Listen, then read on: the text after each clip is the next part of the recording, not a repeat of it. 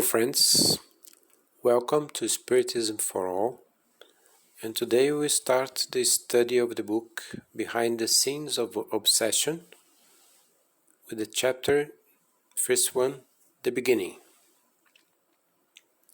The spiritual author is Manoel Philomeno de Miranda, the one in the left, and the medium, the psychographic medium, is Divaldo Franco on the right.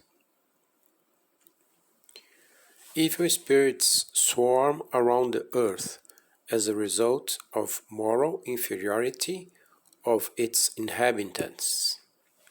The evil action of these spirits is an integral part of the scourges that humanity has to face in this world. Obsession, which is one of the parts of such an action, like illnesses and all the tribulations of life, must therefore be considered as a test or attunement and accepted with that character. It's written at the book Genesis, the Miracles and the Predictions According to Spiritism, from Allan Kardec, 2nd edition, chapter 14, Obsession and Possession. This is a note from the spiritual author.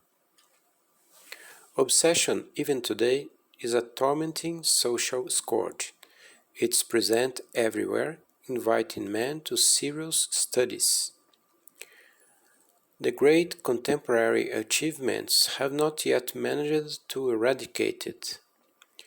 Purposely ignored by the so-called official science, it continues to harvest in its nets daily through legions of the unwary who allow themselves to be dragged into dark and strange cliffs in which they suffer irrevocably until the lamentable discarnation, continuing not infrequently even after the death. This is because death continues triumphing, ignored, like a cruel question mark for many minds and countless hearts.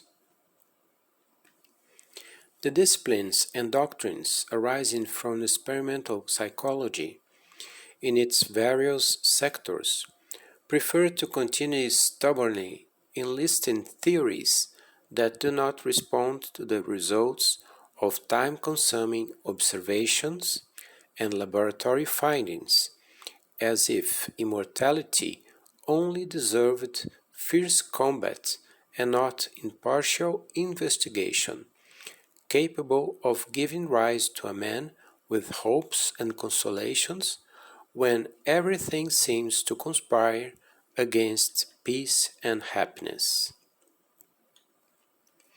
Since the very honest research of Baron von der Guldenstube in 1855 and those of Professor Roberto Haar, an unsuspecting chemistry professor at the University of Pennsylvania in 1856, which concluded by the reality of the previous existence of the spirit before the cradle and his survival after the grave, that scientists, aware of their responsibilities, have dedicated themselves to the task of verifying immortality, and all those dedicated themselves to observation and study, experimentation, and the phenomenon proved by the continuity of life after death.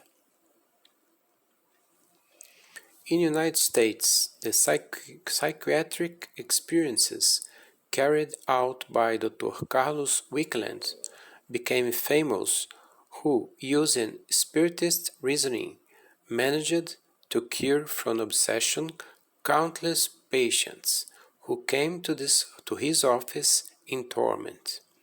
Simultaneously, in his specialized work, he used a clairvoyant medium, his own wife, who helped him in the technique of disobsession. In front of Alcina, incorporated by the spirit of Galeno, in the middle of the Salpêtrière session, Charcot replied to those interested in the phenomenon and who inquired him that it was not convenient for them to get ahead of the time in which they lived. He suggested that they should not seek clearer reasoning to clarify the results of the investigations, having to be content only with that experimental observation which everyone had witnessed. Such an unscientific attitude has been maintained by respectable investigators who fear of the reality of imperishable life. With Allan Kardec, however, began the eloquent testimonies of immortality, the communicability of spirits, reincarnation and obsessions, with the distinguished master from Lyon having the honorable tasks of presenting suitable therapeutics to be applied to the obsessed as well as the obsessors. From the publication of the Medium's book in January 1861 in Paris, a whole set of rules with a remarkable scheme of mediumistic faculties was presented, together with a serious study of the spirit in its various facets, culminating with an examination of spiritual manifestations, organization of societies, and lectures by the high spirits who traced safety routes for those who join the rational investigation of mediumistic phenomena. The compass for the healthy exercise of mediumship was presented with rigorous balance through the masterpiece represented by the Spiritist doctrine.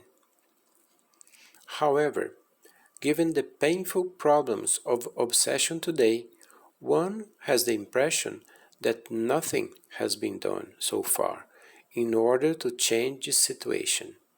From Kardec to our days, however, how many edifying achievements and precious studies on mediums, mediumship, obsessions, and disobsessions have been presented.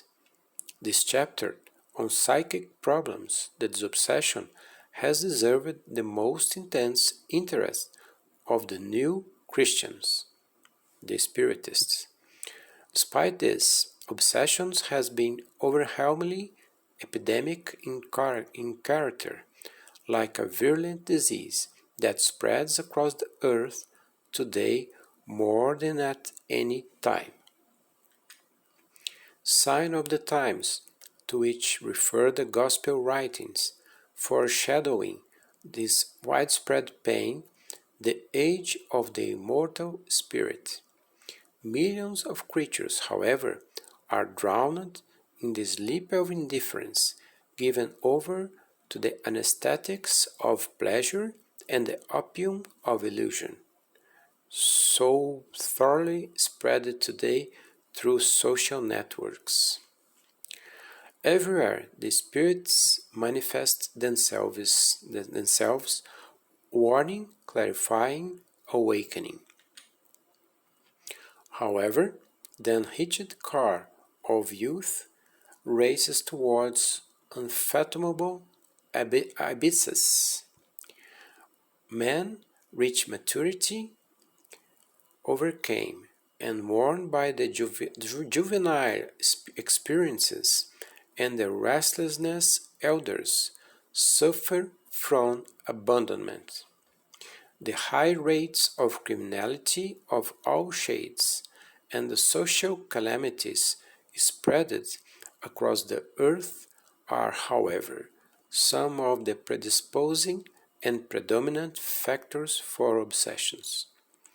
Hidden crimes, emotional disasters, Abuses of every kind of life resurface them in another life in a cursive, obsessive character.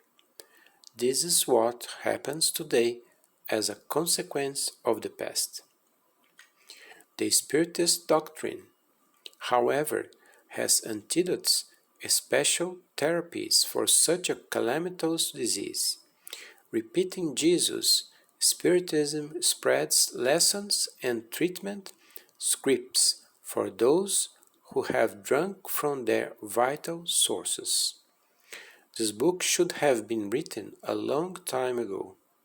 All the facts narrated in it took place between the years 1937 and 1938 in Salvador, Bahia, Brazil, during our carnal journey on earth, the carnal journey of Manoel Philomeno de Miranda. He was still alive at that time.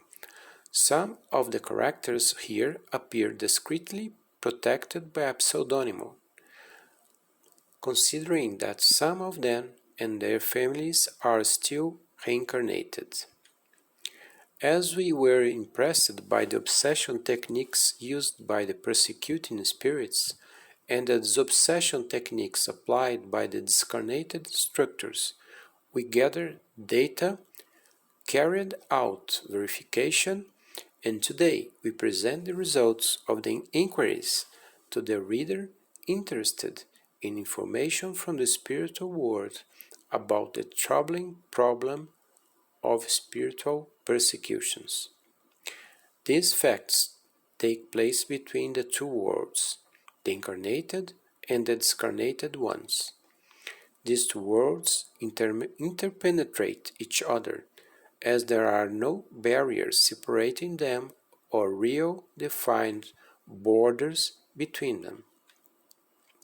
Much of the instructions, guidance, and help came from the spiritual world during sections held by the participation of various members of the Spiritist Union of Bahia, when presided over by José Petitinga, the unconditional friend of Christ.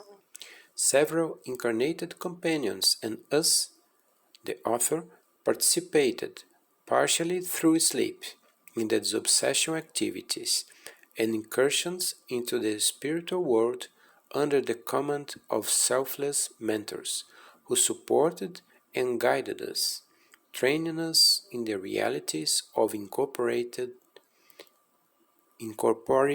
life. For several years, we realized the ease with which we partially freed ourselves from carnal bonds in a state of lucidity which provided us. He is talking about himself, the author, since then, with incomparable resources for timely use. So he could remember all the experiences while he was asleep. When the first experiences of this order happened to us in the mediumistic work in Spiritist groups, we returned to the body keeping our memories intact, and the same condition happened to several members of those activities. As the tasks in progress became more and more complex, the goodness of the spiritual friends proceeded with the convenient censorship of the memories, so that our material life would not be affected by the memories of such experiences. In conversations with Petitinga, while still on the physical plane, we managed in a way to follow the first aid dispositions dedicated to the members involved in the plots of the obsession that we deal with in these pages. It was, however, when we arrived here,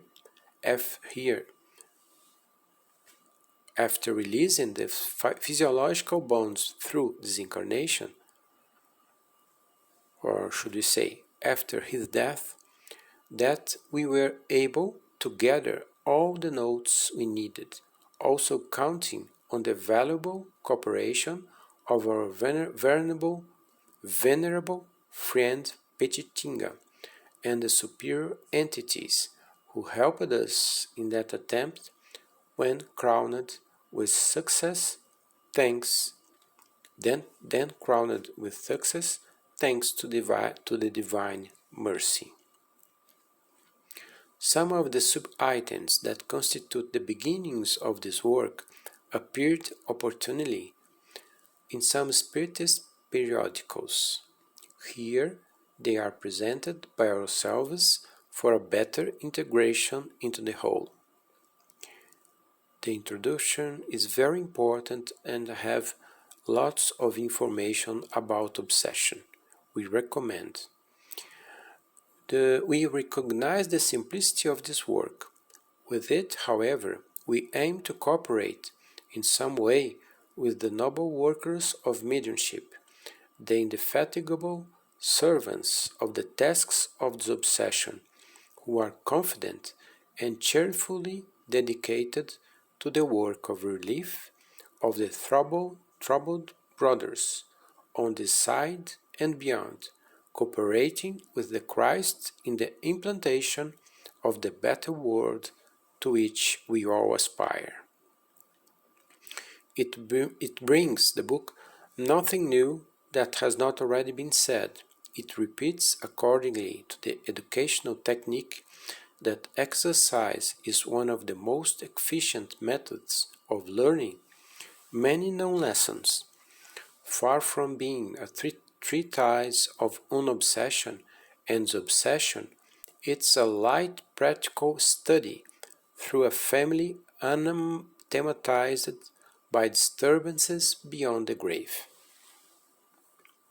Immense and fertile field to winnow, obsession continues to await the best trained and most capable scholars to amplify clarification and more effective elucidation. Our petty effort is meant to draw attention to the problem. Let others, as has already been done by many, carry out the noblest and most complex part of the matter.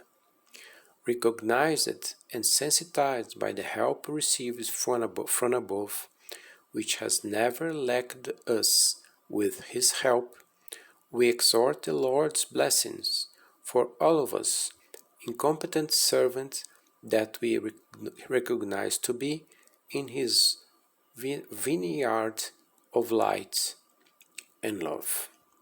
Manoel Philomeno de Miranda, Salvador, June 12, 1970. Message psychographed by Divaldo Pereira Franco. Thank you very much for watching us.